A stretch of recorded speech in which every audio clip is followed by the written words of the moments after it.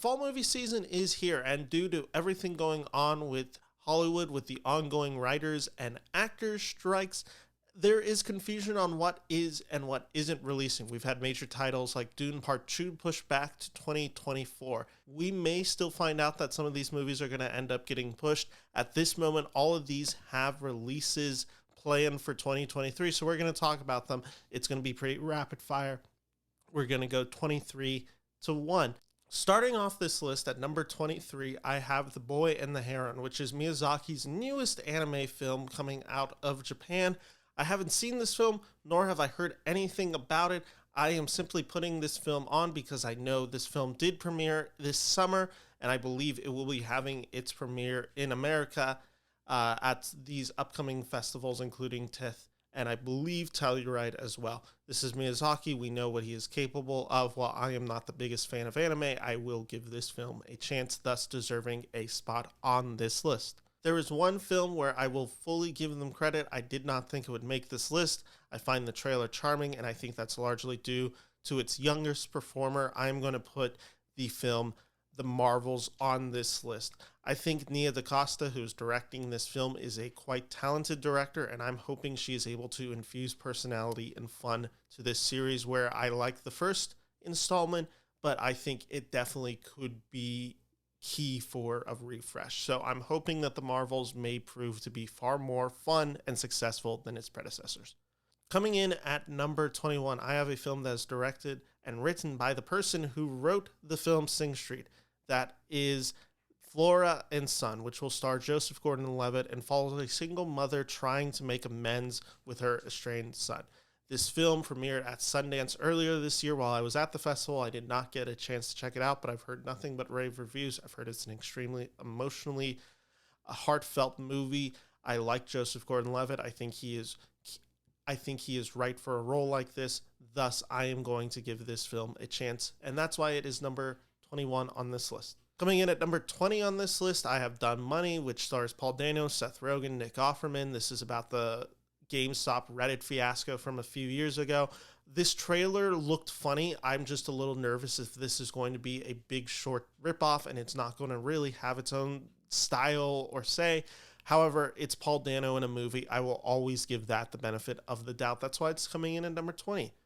Coming in at number 19, I have Chicken Run, Dawn of the Nuggets. The first Chicken Run is one of my favorite comedies, animated movies of all time. It was a classic and staple growing up for me. And thus, I'm excited to see if Netflix can crack the code and make a successful Chicken Run sequel. I've been wanting this for years. Let's see if they pay off.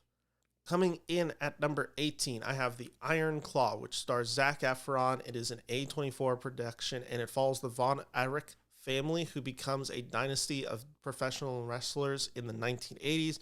This film also co-stars Triangle of Sadness star Harris Dickinson and Lily James. This film looks like it's going to be a classic fall from fame. I really want to see Zac Efron in a project that suits him, and this sounds like a project that suits him because I do believe the man is quite talented. Coming in at number 17, I have The Exorcist Believer. I want this film to be good. It has a lot of the returning cast from the original Exorcist, including Ellen Bernstein. I want to believe that David Gordon Green can do it, even though I was so disappointed with his Halloween trilogy, which I liked the first one. I thought the other two were really bad. I want The Exorcist Believer to be good. Trailer did not give me a lot of hope, but I am still of faith that this movie could be good, and if it's good, this could be one of the scariest movies of the year. Coming in at number 16, Todd Haynes has not directed a feature film in a while. He is an incredibly talented director, and he's working with a cast that includes Natalie Portman, Julianne Moore, and Charles Melton. This film is called May December, which I am very excited about. I've heard very good things about it from the little press that we have had about it. It follows 20 years after the notorious tabloid romance gripped the nation. A married couple with a large age gap buckles under the pressure when an actress arrives to do research for a film about their past. Julianne Moore, Natalie Portman, Todd Haynes making a movie. You got me. Coming in at number 15, I have a film that is actually set to release in a few weeks. It's called The Creator, directed by Rogue One director Gareth Edwards, who I think has an incredible sci-fi vision in him.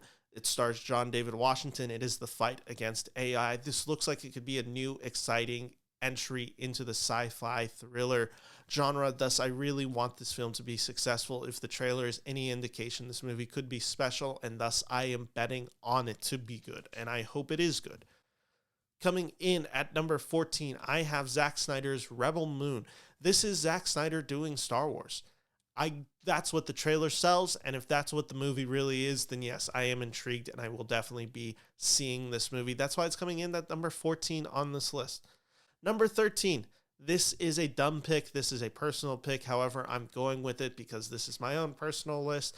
I'm going with a franchise that is far long in the tooth. There's no way this movie is going to be good, and yet I'm going to be there opening night. I am talking about The Expendables 4. This film includes the cast of 50 Cent, Sly Stallone, Jason Statham. I like these Expendable movies. They're dumb fun.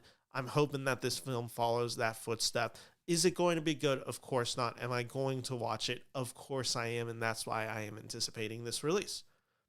Coming in at number 12, this is a film that actually jumped up on my list today when I was writing it. Originally, it was much lower. However, I know it just premiered at Venice and Telluride. It is Saltburn, which is directed by Emerald Fennell, who did Promising Young Woman from 2020, which is a film that was my favorite film of that year. It is described as a deeply perverse psychosexual thriller that some are deeming a masterpiece, and I've also heard other people are loathing it. This is sure to be one of the most divisive films of this year, and that's what's got me intrigued. It stars Jacob Elordi, who will actually be appearing on this list again soon, Barry Keoghan, and Rosamund Pike. That's enough of a premise. I like this director. I like what they seem to be setting up, and I love how ballsy this movie seems to be. That's why it is coming in at number 12 on this list. Coming in at number 11, this film also rose on my list post its premiere at the film festivals. This is Jeff Nichols, who has given us such film as Mud, Midnight Special, and Loving. This is his newest film, The Bike Riders, which stars Austin Butler post his Elvis debut, or not debut, but really his big coming out party. It's written by Jeff Nichols, and it follows a biker gang. This biker gang includes members Jodie Comer, Tom Hardy, Michael Shannon. All you really need to know for me to get excited, The Bike Riders is coming in at number 11. I've heard it's really special. Coming in at number 10, this one's actually kind of a weird one because it's not really technically a full feature film. It's a 43-minute short story that includes the cast of Benedict Cumberbatch, Ralph Fiennes, Dev Patel, and Ben Kingsley. This is The Wonderful Story of Henry Sugar. This is Wes Anderson, once again, taking Roald Dahl's material and making short stories out of this. Coming in at number 9, this should be a pretty obvious pick. Some might even call it a little too low. Adam Driver, Italian, Fast Cars, Penelope Cruz, Michael Mann. That's all I need to really know. I'm sold on Michael Mann's return in Ferrari. I hope this movie's great. I really want this movie to be great, and I love Adam Driver. Here's hoping this will be Michael Mann's really true return to form, and that he is back, and that he can greenlight Heat 2 because of this movie. Coming in at number 8, this is a film from a director who had a kind of turbulent 2022, just maybe due to some overexposure, due to a bad superhero movie. I certainly did not like his superhero movie, but he is back. I have all the faith in him. I think he is an extremely talented director and writer. He's made some of my favorite films of the past 10 years. I truly think he's an exceptional voice. He's back in a comedy.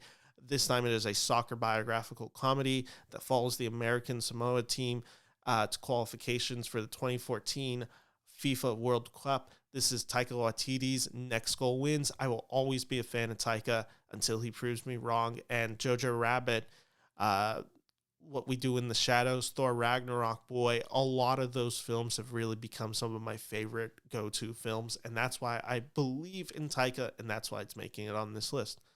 Coming in at number 7, this might be one of the most provocative, this might be one of the most shocking, and this will definitely be one of the most talked about films this year. This is Sofia Coppola's Priscilla, which follows Priscilla Presley's life with Elvis, whom she meets when she is 14. Elvis at the time is 24. It's already been announced that there will be no Elvis music in it. Graceland denied the rights to use it for this movie, so it does not seem like Graceland is thrilled with the depiction in this movie. This is sure to be a very talked about movie. Sofia Coppola is a very talented director. This also stars Jacob Elordi as Elvis. I'm just very excited. This trailer looks beautiful. I want this movie to be great. That's why it is coming in on this list. Coming in at number 6, this movie jumped up post its premiere at Venice in Telluride. I've heard nothing but great things about it. This is a director that I've heard a lot about. I've never actually seen any of his films. I will have to change that this fall. But this is Yorgos Lanthamos' Poor Things, which is described as a science fiction black comedy loosely based on Frankenstein, starring Emma Stone, Willem Dafoe, and Mark Ruffalo. Willem Dafoe plays the doctor who kind of brings Emma Stone's Victorian character back to life post a suicide, and she runs off with this character played by Mark Ruffalo. This movie is described as deeply sexual, deeply just disturbing, deeply funny, just bizarre and out there. Everything I love about a movie. That's why Poor Things is coming in at number 6. I've already talked about films that I believe are going to be the most controversial to come out this year. This film is going to be the most controversial. People are not ready for this film. People are not just anticipating how just deeply disturbing this film is going to be. This is made from one of our great directors who hasn't made a film in quite a while, Jonathan Glazer, who did the film Under the Skin, which starred Scarlett Johansson. I believe it was 2013. Let me read you the premise. This film follows a Nazi commander trying to build his dream life for his family right next door to Auschwitz. This movie has been deemed deeply harrowing, incredibly disturbing. Just the juxtaposition of beauty and tragedy right next to each other. It is an extremely complicated story, as the premise implies. And I want to see this movie. I want to see what it's about.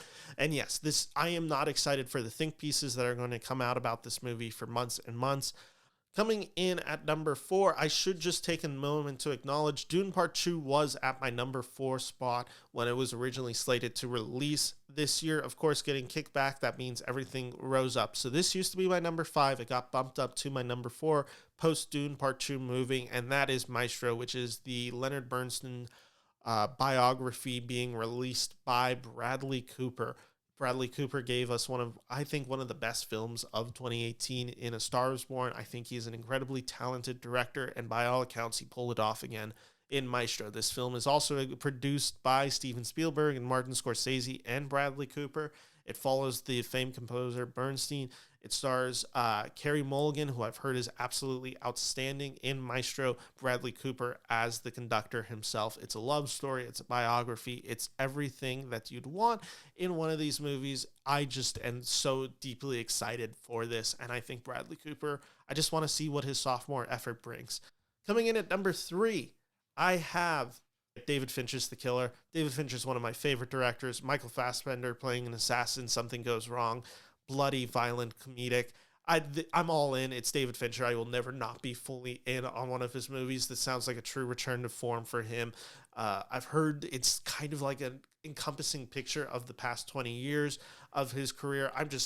Everything's got me sold. That's why it's number 3.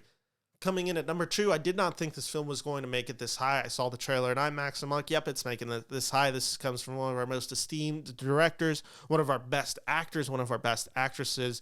This is Napoleon, starring Joaquin, Phoenix, Vanessa, Kirby, directed by Ridley Scott. He came from nothing. He conquered everything. The film depicts Napoleon's life and rise to power through the lens of his addictive and volatile relationship with Empress Josephine.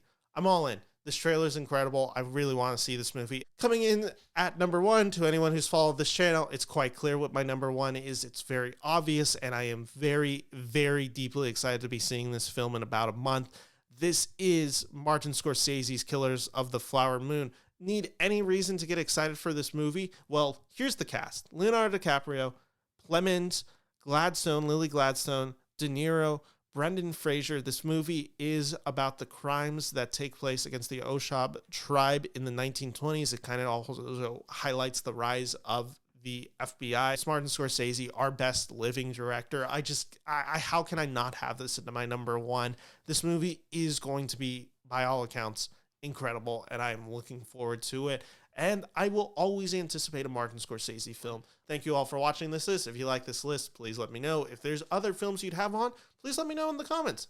Like this video, subscribe. Thank you all for watching. Take care, and bye-bye.